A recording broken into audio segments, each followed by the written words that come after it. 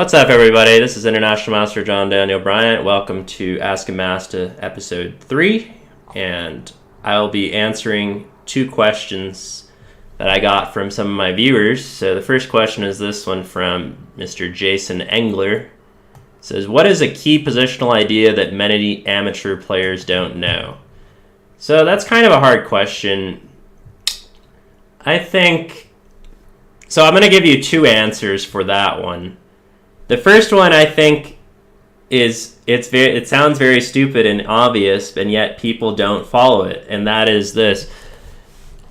Don't make backward moves. Backwards moves lose.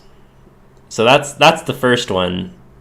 The only time you make backward moves, rather, is when you already know, like, the plan is to go forward, so it's temporary. But people make these, backward moves for no reason. Amateurs, I see it all the time, and that's the recipe for defeat.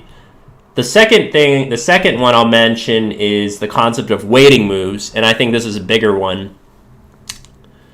I think it's one of the most misunderstood concepts in chess among amateurs is the concept of waiting moves. So I'll give you a little example in Sicilian of what a waiting move is. So this classical variation goes like this.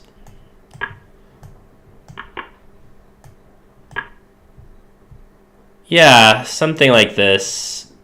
And bishop d7 here probably. Or a4 maybe. I think f4 is good. And then bishop d7. And I think the move is a4 here. Anyway, yeah, there's this move king h1. And this is a deep move, which it always gets the king out of the diagonal, and it's preparing to move g4 later, and the rook can come to g1. So it's this is a real waiting move. It has multi-purposes. I'll show you another game I had where the guy is saying he was making waiting moves, but it's not the same. A real waiting move should correctly be called a multi-purpose move, I would say. So, for instance, I had this game that went like this, and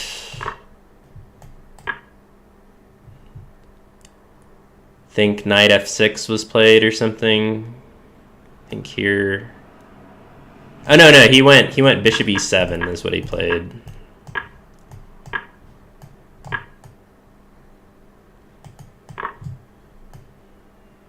Bishop d3. Yeah, the game went like this.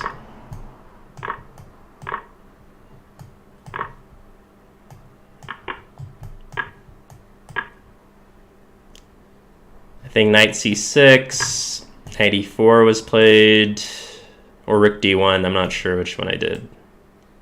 Maybe this. And he's like, all right, I'm going to make a waiting move with my bishop. I'm going to play bishop a7. And first of all, this is a backwards move, which doesn't have much intention of going forward, but okay. But secondly, this is not the position where you want to be waiting. A lot of stuff is happening. You need to be doing something not waiting, but active.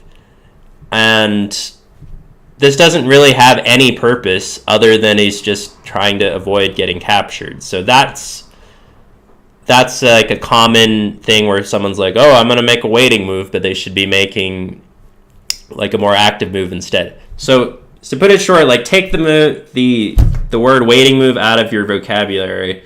Whenever you're thinking of a waiting move, think is this a multi-purpose move?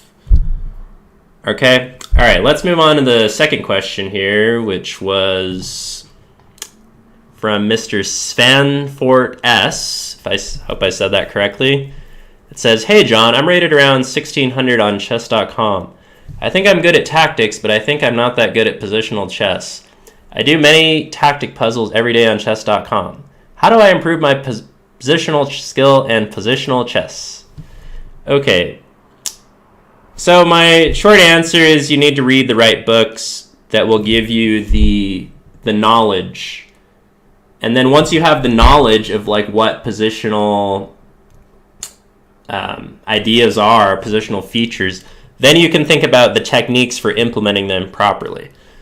So I think that some good books are Capablanca's Chess Fundamentals is really good, and that'll teach you a lot about how to think positionally. And then another book is Dvoretsky's Endgame Manual, I think is very important, because positional factors, like pretty much any positional features, are based on endgames, like how you're positioning yourself with respect to the endgame. So you think about how you're going to, what type of exchanges you're going to make that will lead to a favorable endgame, and what type of structures will be favorable for you in the endgames as well. And last thing, I'll give you like a little link, which I think might be useful, which is I think San Diego Chess Club Chess Principles. Yeah, so there you go. There's a ton of opening principles, which was compiled by I am Cyrus Lakdawala, and many of them are positional. I'm sure you'll find it useful. Okay, so that's about it for this video. Hope you're happy with how I answered your questions. Like and subscribe if you like my videos, you want to see more. I'll see y'all later. Peace.